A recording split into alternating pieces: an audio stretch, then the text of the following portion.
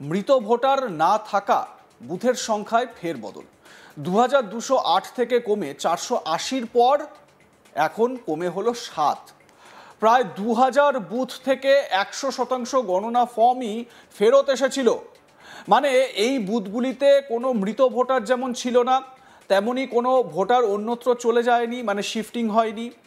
নির্বাচন কমিশন জেলা শাসকদের থেকে রিপোর্ট তলবের পরই সেই সংখ্যাটা 2000 থেকে কমে দাঁড়ায় 480-তে।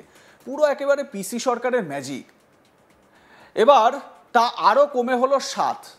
বুঝুন কাণ্ড, ম্যাজিকের পর ম্যাজিক। এর আগে 2208টি বুথ থেকে এনুমারেশন ফর্ম ডিজিটাইজড হয়ে ফিরেছিল। সেখানে কি দেখা গিয়েছিল? দেখা গিয়েছিল কোনো মৃত ভোটার ছিল না বলে উল্লেখ রয়েছে। পরে দেখা যায় যখন কমিশন ক্ল্যারিফিকেশন চায়, তখন দেখা যায় যে সেই সংখ্যাটা 480টি বুথ, মানে সেটা 24 ঘন্টার মধ্যে 2208 থেকে 480টি বুথে হয়ে গিয়েছে। শুধু মৃত ভোটার, ডুপ্লিকেট ভোটার এবং স্থানান্তরিত ভোটার নেই। কিন্তু ম্যাজিকের তো আরও বাকি ছিল তখনও। এই মুহূর্তে যেটা জানতে পারা যাচ্ছে যে সেই সংখ্যাটা কমে দাঁড়িয়েছে 7। মানে মাত্র 7টি বুথে কোনো মৃত ভোটার নেই, কোনো ভোটার এরকম যারা শিফট করে যাননি বা অন্যত্র চলে যাননি বা কোনো কারণে তাদের কোনো খোঁজ পাওয়া যাচ্ছে না। অর্থাৎ যখন যেমন রিপোর্ট আসছে সেই নিয়ে পুনরায় বিচার বিবেচনা হচ্ছে। সমস্ত অভিযোগ নিরসনের চেষ্টাও চলছে। ইলেকশন কমিশনের বিশেষ পর্যবেক্ষক সুব্রত গুপ্ত রিপোর্ট চেয়ে পাঠিয়েছিলেন, তারপরই সেই ছবিটা পাল্টে যায়। একবার ভাবুন, যখন 2208টি বুথে এই ছবি ছিল, তখন তো এই বিএলওরা তারা তো এই রিপোর্ট জমা দিয়েছিলেন, ডিএমরা, বিডিওরা তারা তো নির্বাচনের কাজে যারা যুক্ত তারা তো এই রিপোর্টই দিয়েছিলেন। কোন জাদু বলে সেটা পাল্টে গেল? এ বিষয়ে আমার সহকর্মী সুজয় ঘোষ তার প্রতিবেদনে কি জানাচ্ছেন, আসুন শুনে নেওয়া যাক। নির্বাচন কমিশনের একটি ডেটা, এবং যে ডেটা নিয়ে আমরা দেখেছি গোটা রাজ্য রাজনীতি একেবারে উত্তাল হয়ে উঠেছিল। নির্বাচন কমিশনের তরফ থেকে জানানো হয়েছিল যে 2208টি বুথে দেখা যাচ্ছে বিগত 23 বছরে কোনো মৃত ভোটার নেই, কোনো শিফটিং ভোটার নেই, এমনকি কোনো স্থানান্তরিত ভোটার নেই। এমন একটি তথ্য, যে তথ্য নিয়ে রীতিমতো শোরগোল তৈরি হয়।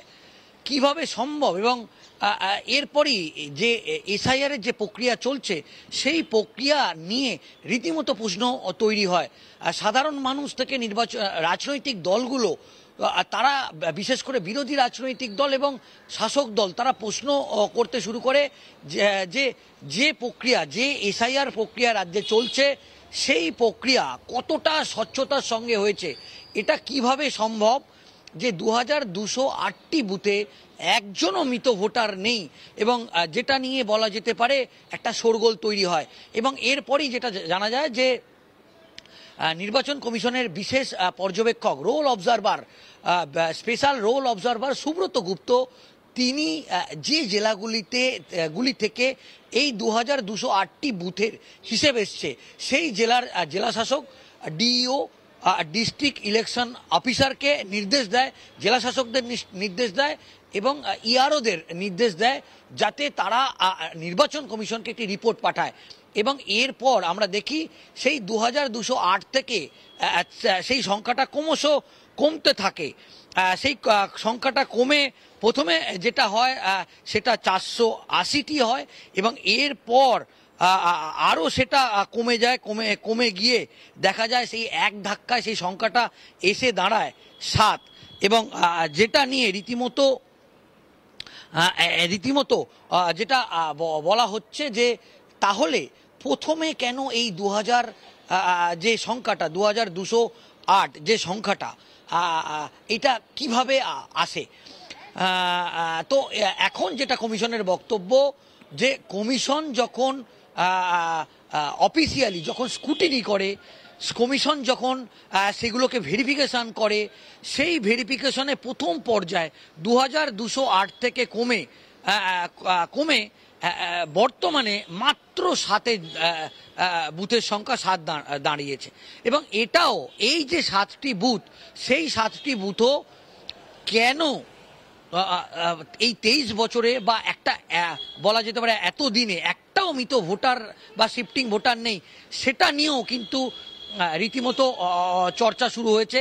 এখন নির্বাচন কমিশন ইতিমধ্যেই এই 7টি বুথের রিপোর্ট চেয়ে পাঠিয়েছে এবং কমিশন সূত্রে জানা যাচ্ছে যে এটাও, এই যে পরিসংখ্যানটা, সেই পরিসংখ্যানটাও বেশ কিছু গরমিল আছে এবং মনে করা হচ্ছে এই শেষ পর্যন্ত কমিশনের যে রিপোর্ট, সেই রিপোর্টেও এই 7টি বুথ আরও কমতে পারে বলে কমিশন সূত্রে খবর। বিএলও ও তাদেরকে যেরকম সতর্কতার সঙ্গে কাজ করতে হবে, ইআরও এবং ডিস্ট্রিক্ট ইলেকশন আধিকারিক, আমরা জানি যে জেলার যারা জেলা শাসক এবং মহকুমার শাসক এসডিও, তারাই মূলত এসআইআর প্রক্রিয়ার একটা আধিকারিক, যারা সিনিয়র আধিকারিক তারা হিসেবে কাজ করছে। কিন্তু স্বচ্ছ একটা ভোটার তালিকা তৈরি করা, সেটা কিন্তু সুপ্রিম কোর্টের এরকম একটা নির্দেশ দিয়েছিলেন যে একটাও যেরকম বৈধ ভোটারের নাম যাতে কোনোভাবে বাদ না যায়, ঠিক সেইভাবেই কোনো অবৈধ ভোটারের নাম কিন্তু এই ভোটার তালিকায় থাকবে না। সেক্ষেত্রে বারবার কমিশনের তরফ থেকে এই রকম নির্দেশ দেয়া হচ্ছে এবং ভুতুড়ে ভোটার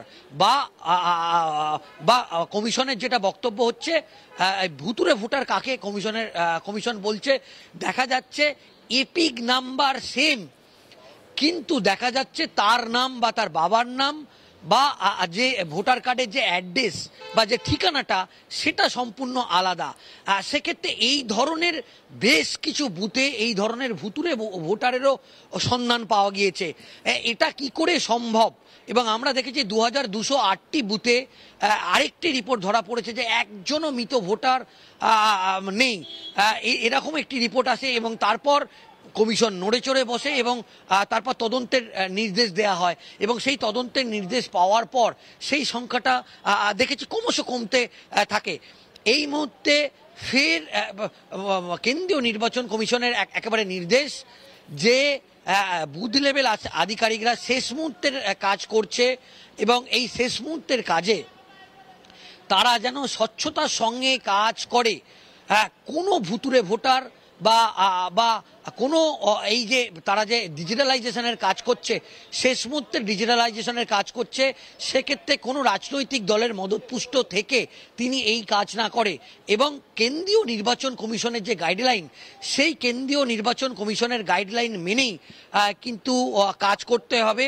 এবং যদি কোনো রকম কোনো বুথ লেভেল আধিকারিকরা এরপর দ্বিতীয় পর্যায়ে, আমরা জানি যে দ্বিতীয় পর্যায়ে তাদের স্বচ্ছতা কতটা স্বচ্ছতার সঙ্গে কাজ করেছে, সেই বিষয়ে কিন্তু একটা স্ক্রুটিনি হবে। সেই স্ক্রুটিনিতে যদি কোনো বুথ লেভেল আধিকারিক দেখা যায় যে তিনি অস্বচ্ছতার কাজ করেছে, তাহলে কিন্তু তার বিরুদ্ধে কড়া শাস্তি নেমে আসবে, সেরকমই একটা স্পষ্ট গাইডলাইন দেয়া হলো কমিশনের তরফ থেকে। আপনাদের মতামত জানান, দেখতে থাকুন আজ তাক বাংলা, সাবস্ক্রাইব করুন আমাদের ইউটিউব চ্যানেলটি, বেল আইকন প্রেস করুন নোটিফিকেশন পেতে।